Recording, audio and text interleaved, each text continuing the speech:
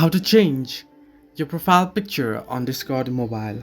Hello everybody, welcome back to the channel. Today I'll guide you on how you can change your profile picture on Discord mobile. Now it's quite simple and easy, so let me guide you through. First, open up the Discord app. You'll get an interface like this. What you want to do is tap on the profile icon or a little profile or emoji icon if you haven't uploaded any emoji here at the bottom right corner of your screen. Tap on it and then here you'll be able to see a profile picture. Simply tap on your profile that you can see and then tap on the pencil icon that you can see along with your profile. And here what you want to do is simply tap on change avatar. Now if you want, you can remove your avatar or your profile, or what you want to do is simply tap on change avatar and head into your gallery and you can select any file that you want. I'll just select this one here and then you can frame it.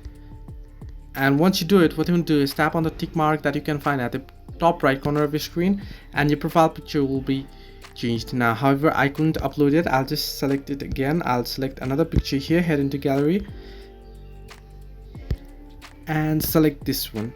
And then once you do it, simply tap on the save option that you can find at the top right corner of your screen.